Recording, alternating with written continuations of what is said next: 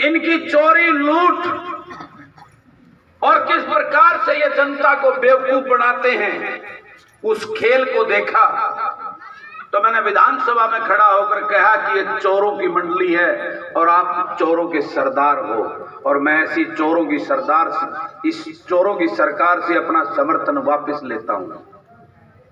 और मैंने इनके सामने प्रदेश के किसान की, प्रदेश के युवाओं की, प्रदेश के गरीब की, प्रदेश में फैले भ्रष्टाचार की, महंगाई की, नशे के व्यापार की, प्रदेश में बढ़ते रहे अपराधीकरण की आपकी आवाज उठानी शुरू की। और उसके बाद आप देखते होंगे कि एक फौजी किसान का बेटा जो जिम्मेवारी और विश्वास मेरे महम के लोगों ने मुझे दी थी, उनके बीच में जाकर मैंने कहा बताओ उनकी गेल बनकर रह गए, चोर बनूं थारी आवाज को बुलंद करूं। उन्होंने कहा चोर नहीं बनना, उनके सामने खड़ा होकर उन चोरों को चोर कहो और हमारी आवाज को बुलंद करो। और आज 4.25 साल में आज पूरा हरियाणा प्रदेश इस बात को कहने लगा है कि विधायक हो तो मैं माड़े जैसा, मेरे में तो खुशबू को नहीं आती, इसलिए कहने लगा कि मैं वहां विधानसभा में आपकी आवाज उठाता हूं, आपकी जो पीड़ा है किसान की उसके लिए लड़ता हूं इन लुटेरी सरकार से। इन युवाओं के साथ जो बेरोजगारी में नंबर 1 बना दिया इस हरियाणा प्रदेश को, इनके रोजगार के लिए लड़ाई करता हूं।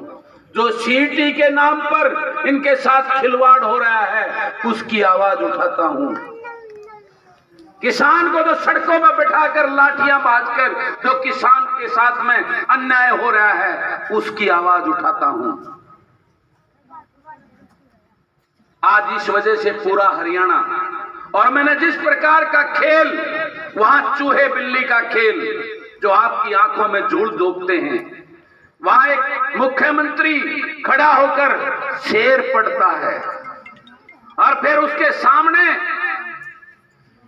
प्रदेश का विपक्ष का नेता वो उसके जवाब में शेर पढ़ता, लिख के लेके आते हैं घर से, फिर वो दूसरा शेर पढ़ता है, फिर उसके जवाब में वो दूसरा शेर पढ़ता है, फिर वो तीसरा पढ़ता है, उसको तीसरा पढ़ता है, यानी मिलके आवे तू यो पढ़ लिया मैं यो पढ़ूंगा, इसलिए बताऊं ये बात तुमने थारी समझ में आ जाए, ये बात इनकी असलियत का बेरा लग जाए। आज मैं यहां इसलिए आया हूं कि आपकी दशा आज हरियाणा के अंदर जींद जिला सबसे पिछड़ा हुआ जिला है। आज ये उचाना आपने एक छोटा देवीलाल ढूंढ के उप मुख्यमंत्री बनवाया था इस प्रदेश का, बड़े बड़े सपने दिखाए थे आपको, क्या किया उसने? और उसने जो प्रदेश में लूट मचाई है उस लूट को देखकर आप पर दया आई, इसलिए आपके बीच में आया हूं आपको जगाने के लिए, आपको बताने आया हूं कि 50 साल के इतिहास में आपने अपना एक नेता बनाया, उसके बेटे को, उसकी घराड़ी को आपने एमएलए एमपी मंत्री बनाने का काम किया। क्या किया उसने आपका? यो छोटा देवीलाल ढूंढ के लाए थे, थारी आख्या में चश्मा चढ़ा दिया, रात ने आगे गांव में सो जाता, और ये सारे बालक नए नए उस रात ने सबके तबकी मार देता, मन ने एक बार बन लेन दो तमने सारे ने नौकरी लाऊंगा।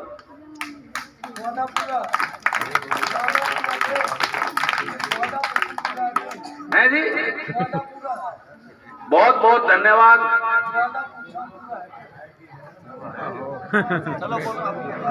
तो मैं ये कहने आया हूं कि कब तक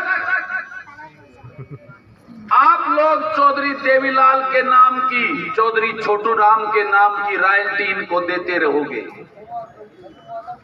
मैं इसलिए कबाब के बीच में आया हूं कि ये सारे राजनीतिक दल अपने बेटों को सेट करने में लगे हुए हैं, उनको मुख्यमंत्री और मंत्री बनाने, एमएलए एमपी बनाने में लग रहे हैं। सारे बेटों की चिंता किसको ही नहीं है। आपको इसलिए कहने आपके बीच में आया हूं कि अपने बेटों की चिंता कर लो, उनकी दुकान बतेरी चाल ली, तुम्हारे बच्चों का भविष्य खतरे में है। दुर्जनपुर वालों, इसलिए आपके बीच में आया हूं, आपको बताने आया हूं आज हमारा युवा नौकरियां खत्म हो गई हैं, बेरोजगारी में यो प्रदेश एक नंबर हो गया है। और एक प्रकृति का नियम है, आज जब विचलित होता है हमारा युवा, उसको आगे रास्ता नजर नहीं आ रहा, उसको कोई नौकरी नजर नहीं आ रही, तो वो नशे का आदी होता जा रहा है। और नशे का आदी होने के बाद में, क्योंकि ये प्रकृति का जब आराम से कुछ नहीं मिलेगा तो छीनना पड़ता है, इनका दोष नहीं है, तो वो हथियार उठाकर लूट और डकैती की तरफ जा रहा है। आपके बच्चों का भविष्य खतरे में, आपके बेटा बेटी पोता पोती, उसके लिए आपको जगाने आया है बलराज कुंडू। मुझे यहां से वोट नहीं चाहिए, मैं आपको कहने आया हूं, इनको तकलीफ होने लगी है। आपने देखा होगा वो छोटा राजकुमार, वो उचाना में के करना आ गया कुंडू, वो बड़ा राजकुमार ये कहता है कि मेरे पास चक्कर काटा था, लाइन में बैठा करता कुंडू काम करवाता ही। पहली बात तो मैं कदे गया नहीं, जब भी गया फोन करके मगा भाई बोल किस टाइम तेरे पास टाइम है, मैं अपने हल्के की जो जरूरत है वो लेके आऊंगा, अपना काम करने के लिए नहीं गया। और वो प्रदेश का उप मुख्यमंत्री है आपके बनाया, तो मैं अपने हल्के की अगर चीजें के लिए जाऊंगा तो वो मेरा अधिकार है, मेरे को जाना पड़ेगा। वो तकलीफ एहसान करते हैं इस बात का। मैं आपको ये बताने आया हूं, जो प्रतिनिधि आप चुनते हो और वो मंत्री और मुख्यमंत्री बनता है, तो उसकी ड्यूटी बनती है इस प्रदेश का अपने हल्के का काम करना, कोई एहसान नहीं करता वो इसके ऊपर। मैं आपको ये बताने आया हूं, मैं चाहता तो मैं भी सरकार के साथ रहकर हजारों करोड़ रुपए कमा लेता, गोपाल कांडा की तरह प्लॉट और सेक्टर की कॉलोनी काटकर फ्लैट बनाकर। मैं चाहता तो राज्यसभा का जो चुनाव की वोट डालनी थी, मेरे को 50 करोड़ रुपए की ऑफर थी कि एड्रेस बता, आधे घंटे में तेरा घर पहुंच जाएंगे और हमारी वोट डाल दे।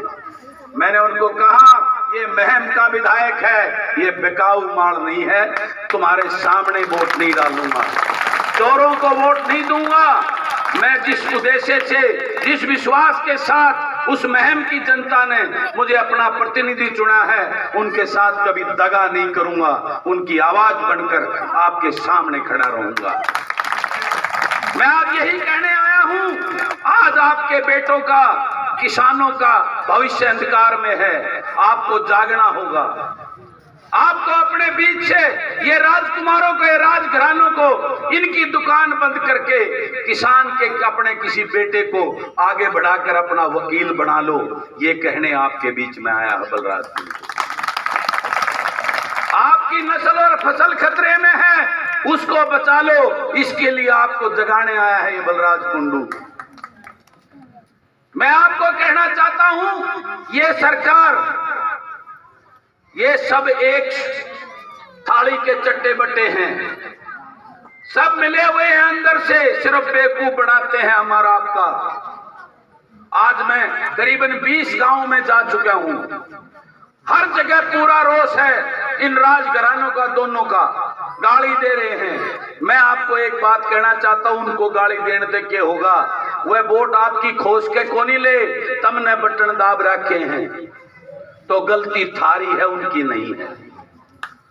तो आपको जागना होगा। जब मैं मारे बलराज कुंडू को ढूंढकर और उन दोनों मठाधीशा ने कुंड में लाश के राष्ट्रीय पार्टी के उन बहुत पैसे वालों को, तो आपके यहाँ पे ढूंढ के देखो, बहुत ऐसे आपके बेटे हैं जो पढ़े लिखे, ना बिकेंगे ना झुकेंगे, आपका सेवक बनकर आपके हक आपको दिलाने के लिए पंजा के तान होकर विधानसभा में कानून बनाने का काम करेंगे। इसलिए आपके बीच में आया हूं। आपने अभी जिक्र किया भाई जगरूप ने बस की डिमांड करी।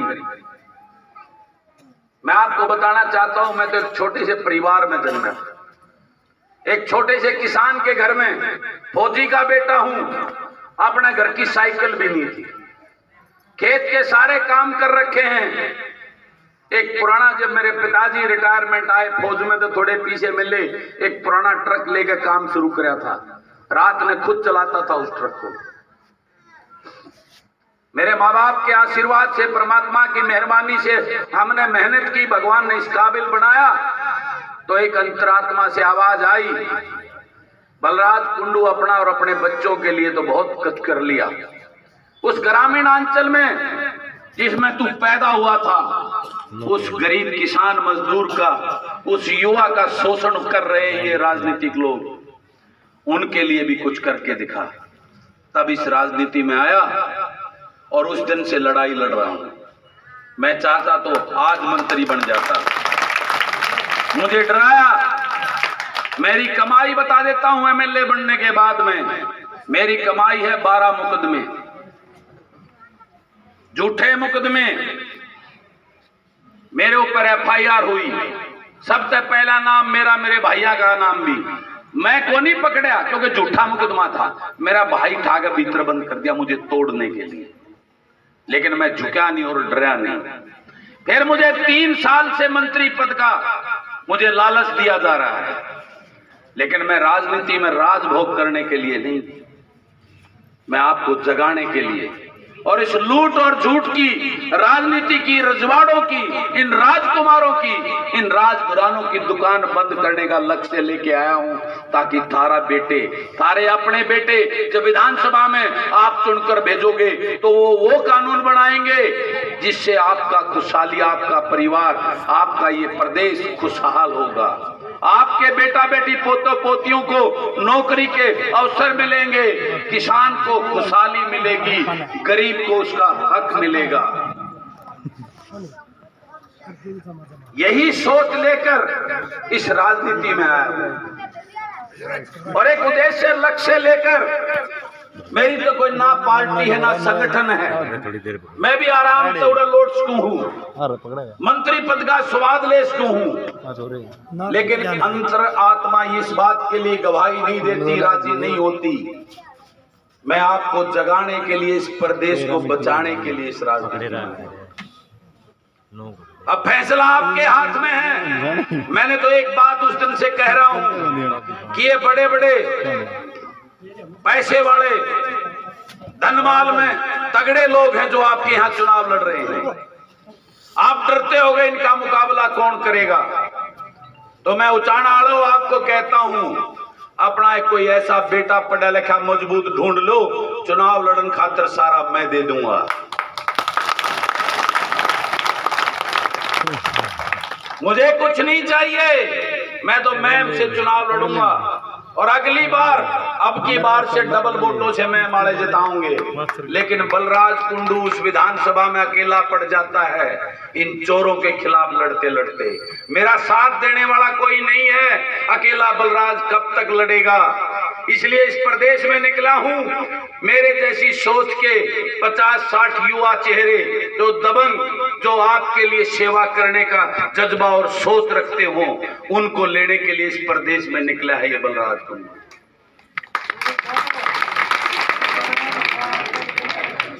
आपसे पूछता हूं, साथ दोगे कि नहीं दोगे?